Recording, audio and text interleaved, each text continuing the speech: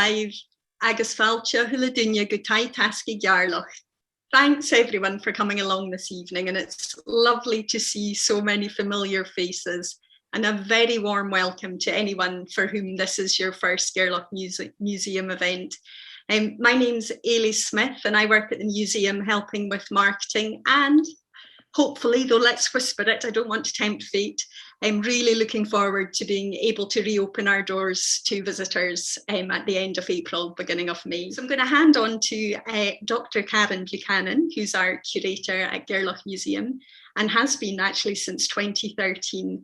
She's also a director and sits on the museum board. Karen's a trained archivist and a former academic researcher, and she particularly enjoys researching and documenting the collections. Karen's got a background in tourism marketing with a PhD in consumer behaviour, both incredibly useful in raising the profile of our small independent museum. She's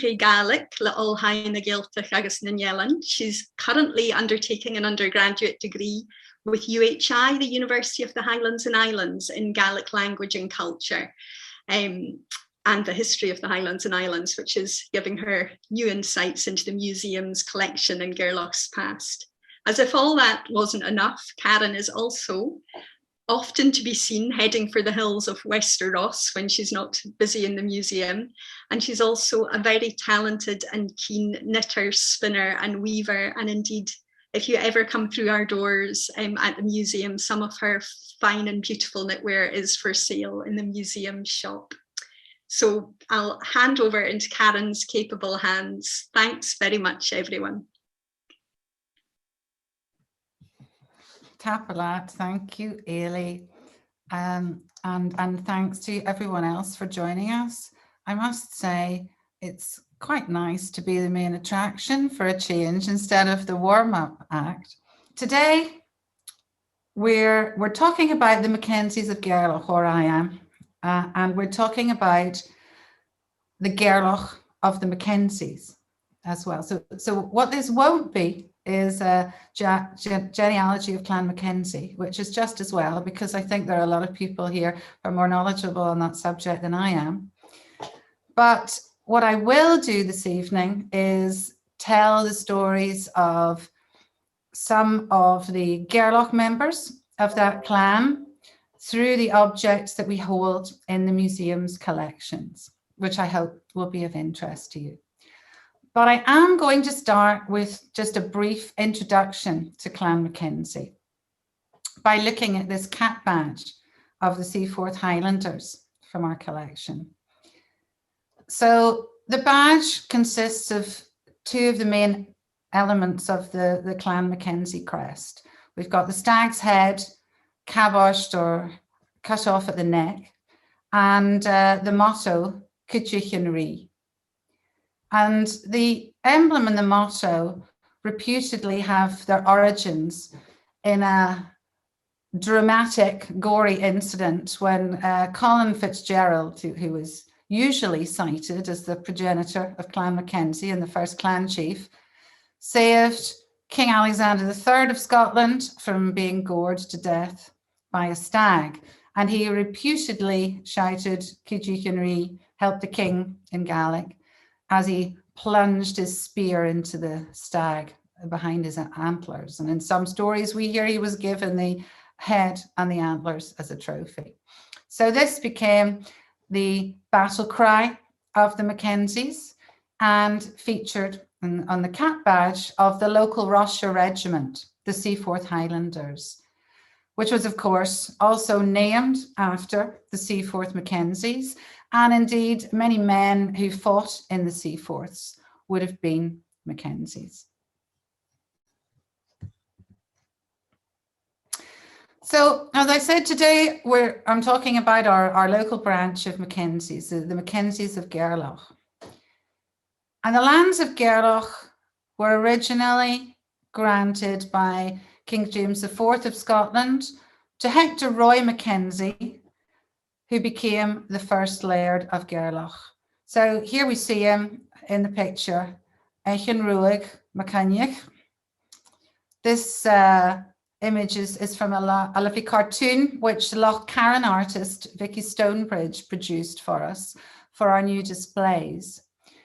And some of you will know the story, no doubt, of how the Mackenzies acquired the lands of Gairloch, but I think we perhaps better have a brief recap just for those who don't. So if you're sitting comfortably, in the late 1400s, the lands around Gairloch were occupied by Shiltorkel, who were MacLeods of Lewis. There's those MacLeods that Mark mentioned earlier. And one of these MacLeods, a man called Alan MacRory, was married to a Mackenzie, and she was a daughter of Alexander Mackenzie, the 6th Laird of Kintail. Now, Alan's relations were unhappy about his marriage to a Mackenzie, so they came from Lewis, we're told, over to Gairloch, and they murdered him and 2 of his sons. And this brutal event played out in and around the Loch Tolly area. So that's just between Gairloch and Plough. And Alan's 2 sons are reportedly buried at the foot of a steep rock beside the road, on the road between Loch Tolly and Gairloch. And the story goes that Alan's wife, and of course we don't know her name because she's a woman and it wasn't recorded, but she followed the murderers as far as a place called Clachangarv, where she eventually found someone to help her out. And Clachangarv is, of course, the site of the current Gairloch Museum. In fact, the house just next door is called Clachangarv. So Alexander Mackenzie, the 6th of Kintail, was incensed by the murder of his daughter's husband and his grandsons. So he sent her brother, Hector Roy, in the picture there, to report the murders to the king. At the time, it was James IV of Scotland. Hector Roy is reported to have been a giant of a man, a fearless warrior, a very brave warrior. He was given permission to avenge the murders, which he did. He killed the 2 MacLeods somewhere in and around South Airedale, we're told. And he was also given the title to the lands of Gairloch, effectively ousting, or permission to oust, the MacLeods.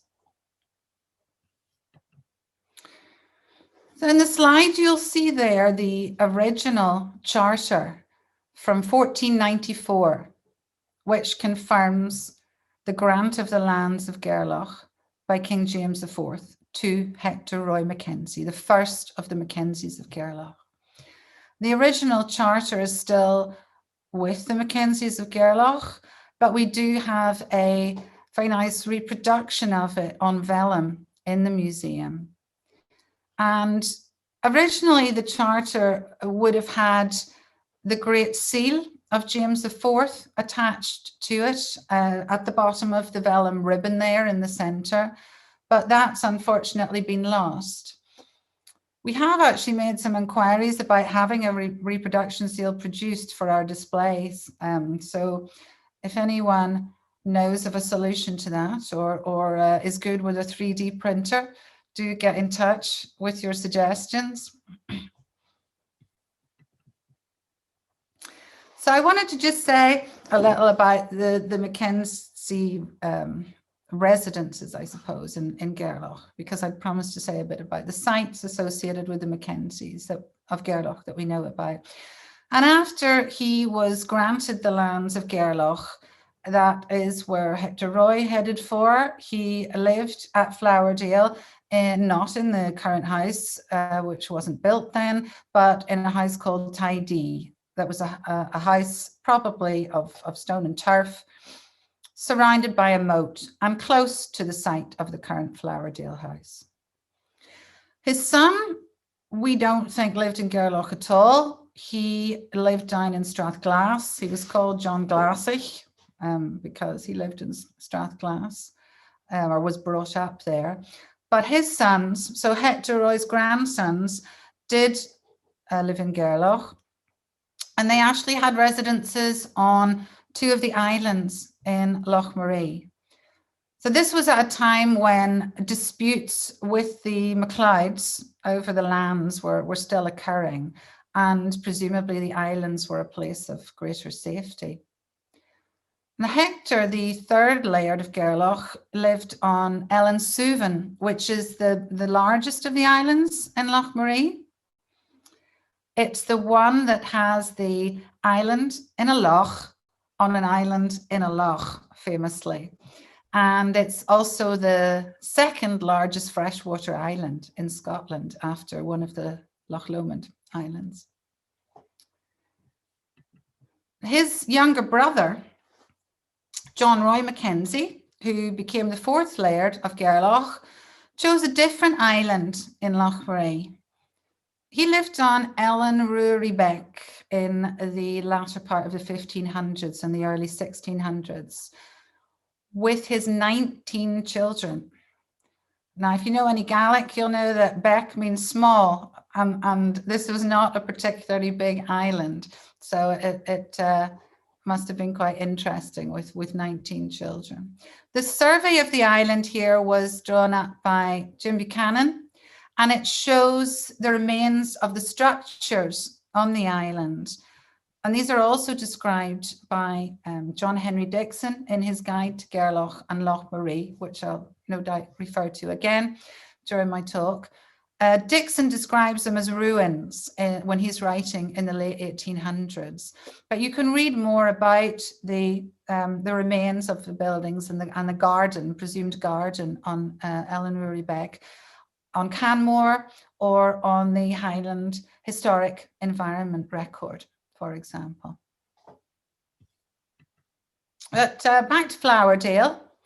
Eventually in the 1700s, Sir Alexander, who was the 9th Laird, built Flowerdale House, and building work began in 1738.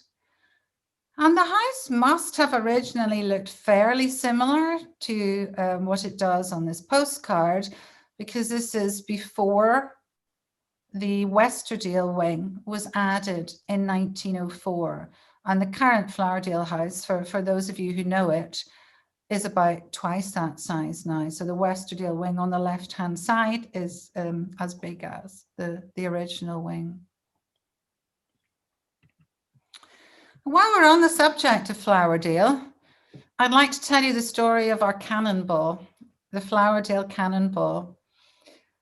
So, as I mentioned, Flowerdale was built by Sir Alexander in 1738. So, not long before the 45. And Sir Alexander himself didn't play any role in the Jacobite Rising or the Battle of Culloden. However, we are told that after Culloden, when the English were searching for Bonnie Prince Charlie up and down the west coast, one of their ships anchored in the bay at Flowerdale. And Sir Alexander was invited to come aboard by the captain of the ship, but he had friends with him and he was expecting to dine with them. And so he sent a refusal to the captain, who was so annoyed that he reportedly fired a broadside at Flowerdale House. And one of the cannonballs is said to have hit the gable end of the house, which faces the bay, and could apparently be seen there for decades afterwards. So it's not too great a leap of imagination to establish that this cannonball in the picture from our collection, which was found in the Avon Glass, the river that runs through Flowerdale, might be, if not the one that was lodged in the gable end of Flowerdale, at least one of the others that were fired in that broadside.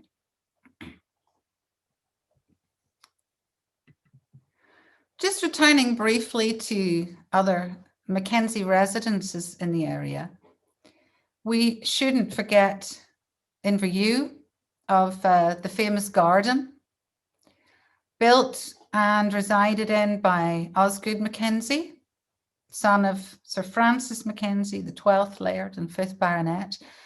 This image from the collection is of the old house at Inverewe, which burned down in 1914, as Jim told us in his talk a couple of weeks ago on Lundu burial ground. Osgood also built Tourney House for his mother, and he actually lived there himself quite a lot, as he often let Inverewe House for financial reasons. And you can, of course, read more about that in Pauline Butler's excellent biography of Osgood Mackenzie. And Kerrysdale House, which also still belongs to the Gairloch estate, Dixon tells us that that was frequently occupied by a younger brother or son of the laird. And one of those who lived at Kerrysdale was the owner of this fabulous dirk, which is currently on loan to Gairloch Museum from the National Museums of Scotland. His name was Captain Kenneth Mackenzie. You can see it engraved on the base of the dirk there. And he was the son of the second marriage of the 10th Laird and 3rd Baronet, Sir Alexander. Alexander was known as Antíorna Ruadh for his red hair. And he was the laird who built Connon House near Dingwall, which is the East Coast residence of the Mackenzies of Gairloch. He built that between 1758 and 1760, I believe. So his son, Captain Kenneth, built Kerrysdale House at the end of his military career. He had fought the British in India for much of the 1790s, and he then retired to the farm at Kerrysdale. And this dirk is a ceremonial weapon, really, and it's typical of those carried by officers of the Highland regiments at the time. It's silver mounted in leather. You can see the beautiful leather knotwork pattern in the handle of the dirk.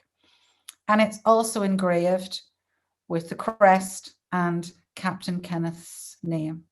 And we are delighted to have it as part of our displays for the time being.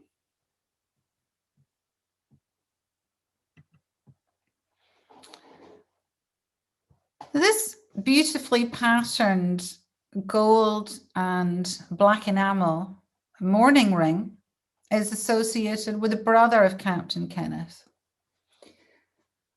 It's inscribed with the dates of birth and death of Sir Hector Mackenzie of Gairloch. And we think it was worn by a member of his family after his death. It's a very large ring, so it must have either been worn by someone with very large hands, probably a man, or perhaps on a chain. On the inside, which I unfortunately can't point to because I don't have a cursor on my screen, but if you look towards the right, the sort of bottom right, you'll see there's a little gap there in the two layers of the gold. There's a tiny hinged panel which pops open to reveal a plait of hair, presumably Sir Hector's hair, but placed inside the ring. So Sir Hector Mackenzie of Gairloch became laird in 1770 when he was only 12 and his father Alexander died. He was married twice, first of all to a Miss Chalmers from Kirkcudbrightshire, who was a lot older than him, and it was not a particularly happy marriage. But his second marriage to a Miss Henderson of Aberdeenshire was longer, much happier, and produced 5 sons.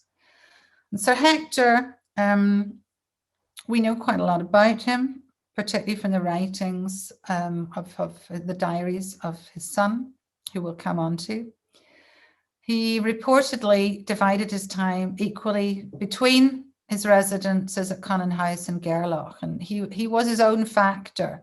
He acted as factor of the estate himself, and reportedly took a lot of pleasure in dealing with his tenants and helping his tenants with any difficulties. He also worked at boosting his tenants' income from fishing. So it was Sir Hector who established the fishing village at Port Henderson and Loch Gairloch, and indeed it's named after his second wife. And he was apparently very popular among his tenants, who referred to him as An Tír na Stórach, meaning the buck-toothed laird, presumably a term of affection.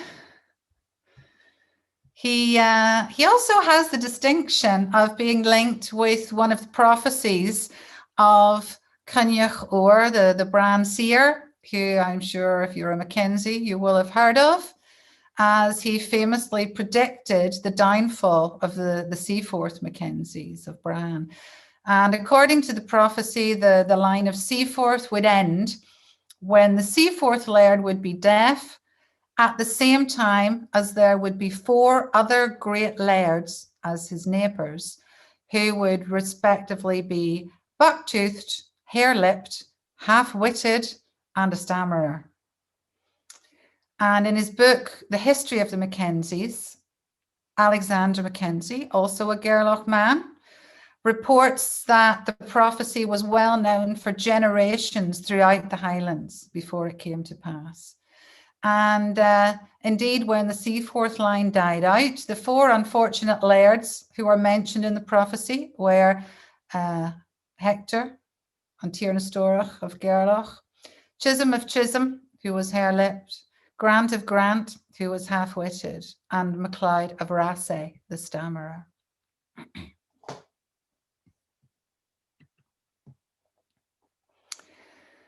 So Sir Hector died in 1826, which was just about 20 years before the Great Famine hit the Highlands.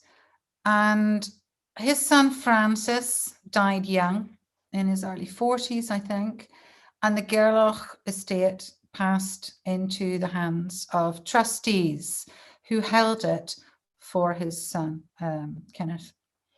One of the trustees was Sir Francis's brother, Dr. John Mackenzie, who was known as Eileanach,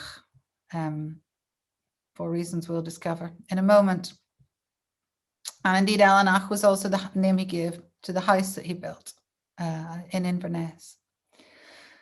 So Dr. John Mackenzie, the Eileanach, he at a period when many Highland landlords were clearing their tenants to make way for the more profitable sheep farms, Dr. John, like his brother Sir Francis, was an agricultural reformer who believed strongly that the population of the Highlands could be supported by the soil. And he set out to establish a sustainable crofting system on the Gairloch estate and to complete the radical reforms which his brother Sir Francis had begun implementing before his death. So this included a change from the run-rig system of farming to crofting, with the pattern of crofts that we see today in Gairloch being drawn up under his instructions around 1845.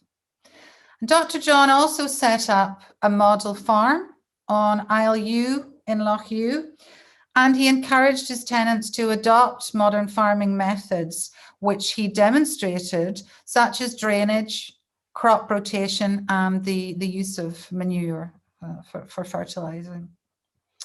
But, as we know, no one likes change, and from letters in the museum's collection from the time, we read that his reforms were not universally popular among his tenants.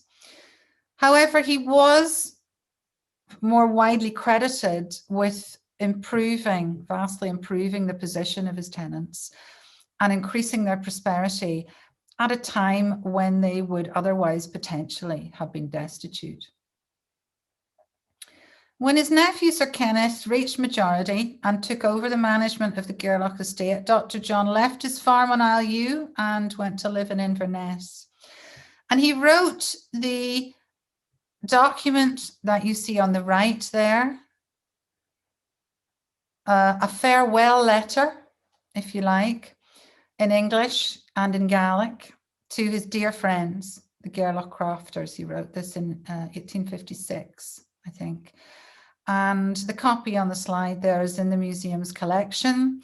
And in it, he's reminding the crofters how badly off they had been when he took over the estate in 1841. And then he details to them all of the improvements that he made. So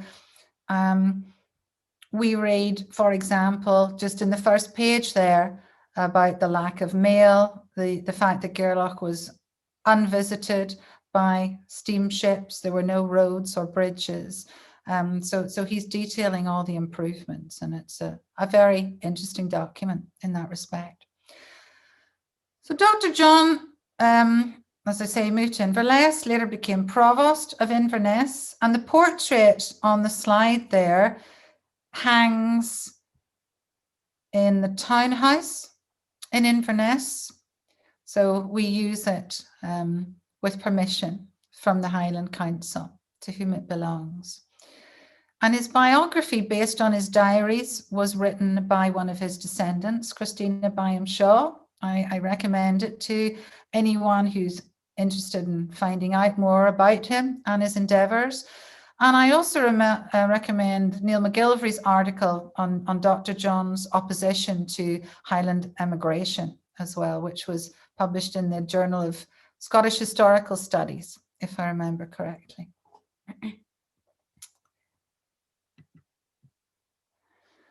At the same time period, during the destitution years, we find another of the Mackenzies of Gairloch hard at work, trying to improve the lot of their tenants. And she's the second wife of the deceased Sir Francis and another trustee of the estate. And her name is Lady Mary Mackenzie. And she's the mother of Osgood Mackenzie of Inverewe. When she married Sir Francis as his second wife and came to Gairloch in the 1830s, Lady Mary began to organise training for local women to improve their spinning skills and their knitting skills. And after her husband died, she came to live at Flowerdale for about 10 years as a trustee for her stepson Kenneth, and she really threw her energies into establishing the manufacture and the export of quality Gairloch stockings. And we know that in 1847, we know this from letters to the Destitution Board in Edinburgh, that she had over 100 women employed in spinning alone. She also provided or built up a market for the stockings further afield. So she promoted their sale to merchants further afield in Edinburgh and even in London later. And this provided much needed income for women and families during this time of hardship. So while the men were earning their £1.50 of meal a day, building the destitution roads, the women were knitting and spinning and earning money in that way. But it was a question of quality as well as quantity. So according to the merchants of the time, and later towards the end of the 1800s to the Highland home industry publications as well, the superiority of the Gairloch stockings was well known. It was known for the quality of the wool that was used, the beautiful colours that were used from natural dyes, and the varieties of patterns. So they were soft, they were attractive, and they were durable. And although a variety of patterns were originally used, the one that has become best known and that we know today as the Gairloch pattern is the one that you see in the images. So it's this beautiful double diamond pattern where the diamond really stands out in contrast to the main colour. And we're fortunate in our collection to have quite a number of garments knitted in the Gairloch pattern. As Ailey mentioned, I'm quite interested in knitting myself, so this is an area of the collection that I'm quite fond of. And as well as the objects in the collection, we also have an amount of archive material as well, including the chart that you see the image of here. It looks like I've put the photograph back to front, but it isn't. It's because it's been copied that way. And this chart was used by an Inverness-based specialist knitwear shop called Catherine of Inverness. I don't know if anyone's old enough to remember it. To make garments for sale. In this case, a waistcoat. And you can see the Gairloch pattern has been embellished there with a cross in the center of the diamond. And we do sometimes see these little deviations from the double diamond pattern. And in fact, in one example that we have in the museum, we have the caberfet, the stag's head and antlers of the Mackenzie crest in the center of the diamond. The socks on the right were made by Becca Macaulay, who was a school teacher and from Oppanen on what we call the overside, the south side of Loch Gairloch. She was a great knitter. She revived the Gairloch pattern really in the 1970s, and we sell a modern version of it in the museum shop today. If there are any knitters out there, you can find it on Ravelry. And our Gairloch stockings, you might have seen them in the press recently. They won a vote, a curator battle last week, Ailey, I think. And we're doing a podcast about them at the moment. That should be on our website in the next couple of weeks. And the stockings and another waistcoat from our collection will feature in an online exhibition of Highland costume called Highland Threads, which we're putting together with some of the other Highland museums. And that starts on the 1st of April. So you check back on our website after then if you're interested in seeing that.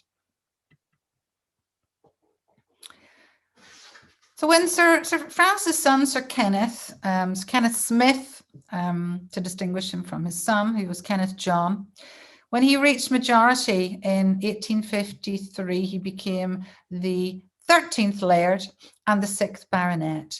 And he was a popular landlord, Lord Lieutenant of Ross and Cromarty, and convener of the county as well. He was also a member of the Napier Commission, which gave crofting tenants across the Highlands the chance to air their grievances before government at the beginning of the land reforms that happened at the end of the 1800s. And this portrait of Sir Kenneth hangs in the museum. It's on loan to us from Highland Council. It was commissioned by his widow after he died and presented to the county of Ross-shire, which he had been convener. And it hung for many years in the Sheriff's Court in Dingwall before the Sheriff's Court was closed about 5 years ago, I think, and the painting came on loan to us.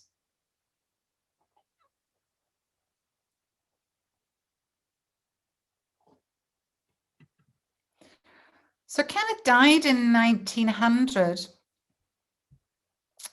And this is a photograph of his rather grand tomb in the Mackenzie Chapel at Beaulieu Priory.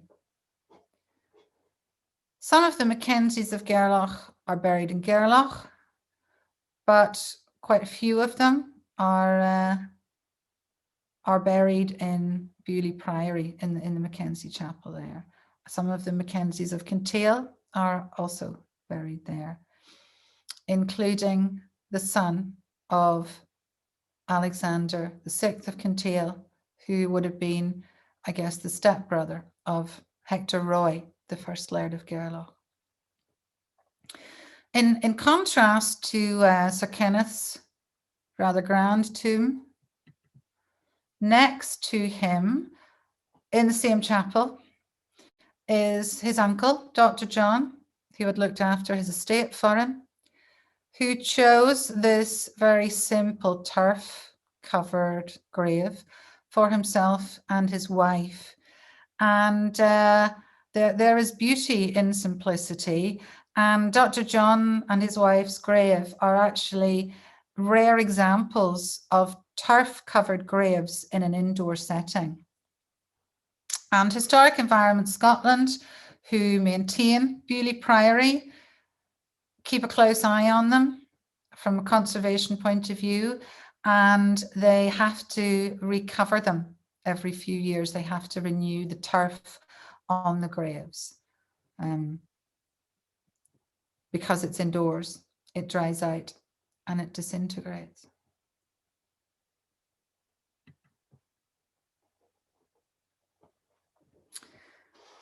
Now, some of you may know that this is Women's History Month. And so I thought I would finish off with something for and something about the ladies.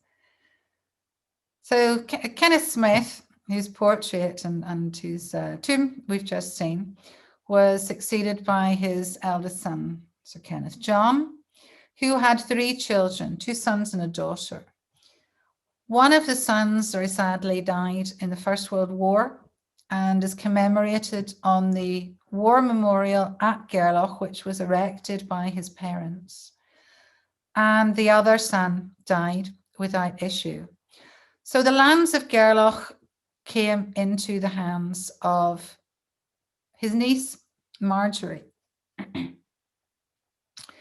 That is the niece of the Laird without issue, whose name was Hector. And Marjorie Mackenzie seems to have been a great supporter of Gairloch Museum, particularly in its early days. Prior to Gairloch Museum, there was a local branch of the Rossum Cromarty Historical Society, which set up the museum. And when the museum was first set up, Marjorie Mackenzie of Gairloch organised the return of several important objects from National Museums Scotland. Those include, they are prehistoric objects largely, so a Bronze Age beaker that was found near Poolew, a carved stone bowl that was found reportedly in a kist burial in Kinlochew, and 1 or 2 other metal prehistoric objects as well. And she also donated a number of treasures from Flowerdale, including the Chatelaine on this slide. The Chatelaine, for those of you who haven't seen one before, it comes from the French word Chatelaine, which means housekeeper. And it's a decorative clasp worn at the waist, which has a series of chains suspended from it. And the days before women had pockets, it was used to hold useful household objects. You can see the one in the image here has a thimble at the top. The little ball underneath that contains a tape measure. It's a pair of scissors, a needle case, not sure what the acorn shaped one is. I'd need to have another closer look at it. And then a little chainmail purse for putting small items in. So these would have hung on the belt. And this one it's a really nice example of a chatelaine of the period, and it is on display in one of our upstairs galleries in the museum. And Madam Mackenzie, as I believe she was known, also played a role in fundraising for the museum. So she lent her support to the reproduction of Dixon's Guide to Gairloch and Lochmarie, which is the encyclopedia of our local area, written in the 1880s by John Henry Dixon, who came to live at Inverin on Lochmarie, just at the Plough end, and wrote about the history, the customs, and the natural history of the Gairloch area. Madam Mackenzie, I believe, lent her first edition of Dixon's Gairloch to be reproduced in a print run to raise funds for the museum. And here we have a picture of Dixon's Gairloch, and every copy sold of that first print run, that's not the first print run, that's obviously the fifth one according to the cover, but every copy of the first edition, the first reproduction, has a foreword which carries the signature of Marjorie C. Mackenzie of Gairloch. So we are now on our fifth reprint. So if anyone is inspired by the stories they've heard this evening and would like to read more, get in touch and we'll gladly sell you a copy of this encyclopedia of Gairloch, which contains a lot more of the stories of the Mackenzies of Gairloch. So I'd just like to say thank you. Thanks for listening. As curator of the museum, I am delighted that we continue to have a good relationship with the Mackenzie of Gairloch family, continue to support us, as well as with the many other Mackenzies in Gairloch and all around the world. Some of you who have joined us this evening, thank you. I will try to answer any questions that you might have.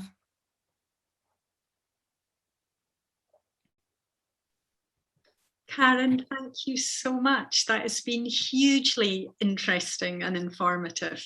A real treat. I wonder, can we stop sharing screen and see our lovely audience? I know a couple of questions have come in over the chat function. I think Sarah was asking whether we knew if Sir Hector had been connected to the establishment of the fishing stations at Badachrow, which I think it's believed that he was, that it wasn't fishing societies, that it was the local lairds that helped to establish the intensity of fishing activity around Badachrow Bay. My understanding is that the fishing at Port Henderson was focused on cod fishing. I think perhaps Badachrow, I know there were a couple of curing stations there on Dry Island and on Isle Horrisdale, which would make me think it was more related to the herring fishing. But no doubt, as Sir Hector was focused on that aspect of industry in the area, he had a hand in the assisting his tenants. I think we've got another couple of questions here that have come in on the chat. Carlo was wondering about the ring, if it had been worn not on a finger but on a necklace, would there be characteristic traces of wear on the inside and on the edges of the ring? Possibly on the edges, yes. As and I also think, because of this hinged door, you know, if there was a lot of movement of the ring, it might have become maybe more damaged, because it is quite delicate. Whereas if it was on a finger, it would be stationary largely. And so I think it's more likely it was on a finger. However, it is a very big ring, and it's almost difficult to imagine the size of the finger that it would have fitted on. A query from Fraser Mackenzie: when Dr. John reformed the crofting system, do we know what happened to the tacksman? Well, good question. I think a lot of the tacksmen voluntarily left, not just the Gairloch estate, but across the Highlands. The tacksmen were the men who had financial resources. You know, they had a bit of money and would have been able to afford to travel to the New World. So in that kind of wave of emigration that occurred quite early on in the clearances, or almost pre-clearances, a lot of the tacksmen had already gone. Super. Now we've Mark's like me know we've not had any questions in from the Facebook, but loads of thank yous for such an interesting talk. Lyle is asking, he's curious about the significance of the middle name Roy, as in Hector Roy Mackenzie. Do we know any more about that? Yes, I believe we talked about, well, Hector Roy in the Gaelic is Eachann Ruadh, Ruadh being red, of red hair. And I also mentioned, I think it was Alexander the 10th, or the 9th or the 10th Laird. They were both Alexander. One of them was called Antierna Ruadh as well. So there's obviously red hair running through the Mackenzies of Gairloch, and the Roy is an anglicised version of that Ruadh. And see, no sooner do I say there's no questions from Facebook than one appears. Mike Steele was asking if we by any chance have come across 3 Mackenzie brothers from Gairloch who all died while serving with the British Armagh around 1800. One was named Lewis and was reported to have been a colonel. A Gaelic ballad was apparently written about them, but they may have been connected to the Mackenzies of Loch End. Right. I do not know that story. It sounds like an interesting story. So perhaps, well, if you find out more, let us know, or if you'd like us to see if we can find out more, get in touch by email. Clive Mackenzie Richards is wondering, he's also interested in names, interested in the middle name of Sir Kenneth Smith Mackenzie. Do we know where the Smith came from? That's a good question. I don't know. I would have to look that one up, but I'm trying to think now. His mother was Kita. Yeah, I don't know. If I give you an answer, I would be guessing. Do we have somewhere we can put answers to?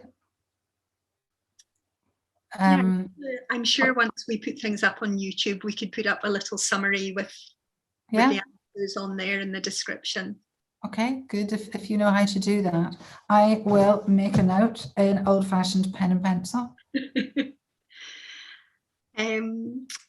Another couple of queries. One, William Mitchell's asking if we know anything about the salmon fishing station at Big Sands.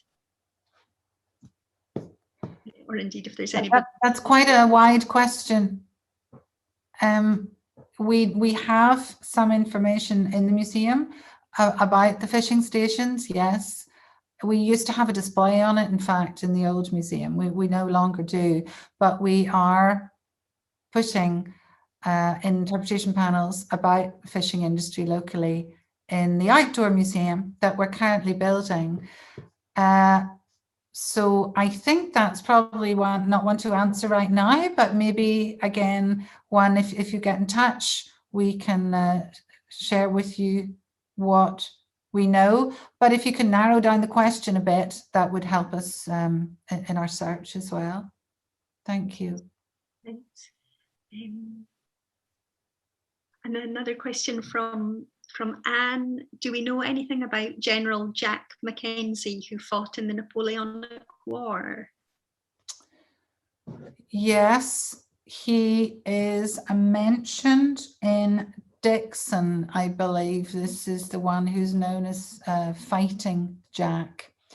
And we do have some information on him from Dixon. Yeah. Okay, I think that's maybe me catching everything that's come through in the chat. Are there any questions from the audience who are with us here? Please feel free to unmute yourself and ask.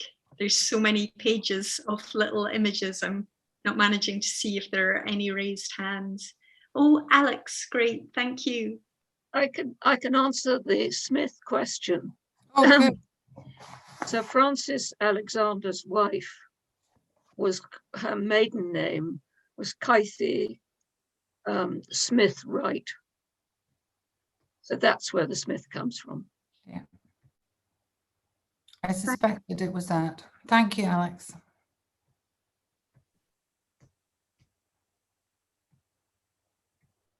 Any more? Create the pause. I know it can be a struggle to unmute when the pressure's on. Perhaps that's it. Karen, can I just once again say thank you so much. It's been such an interesting evening, and thank you everybody for choosing to spend your time with us tonight. We'll follow up some of these queries and be in touch by the wonder of the superb internet that lets us be in touch. But perhaps we can show a little round of applause as a thank you for Karen, even if we're on mute. We'll be in touch tomorrow. As we were saying at the start, we've recorded tonight's session, so we'll share a link to that and also the details of our next talk, which is with Dr. Steph Piper, who's going to be sharing the early results from a coastal survey, an archaeological dig that's taken place at Loch Ewe, which has been all about a search for signs of prehistoric inhabitants on the shore there. We're an independent museum, and usually we'd put a hat round for donations with the tea and cake. I'm sorry that you've maybe had to bring your own tea and cake this time. But in the email tomorrow, there will be a link. And if you are in a position to be able to make a small donation to the museum, that would be greatly appreciated. Also, if you're not already a member, maybe you could even consider taking out a membership to help support the museum. We know finances are tough for many in these strange times, so please know just by turning up tonight, it has been a huge support to us. And also, if you follow us on social media, you can share the information about the talks and the activities we're undertaking. Helping to spread the word is a great form of support as well.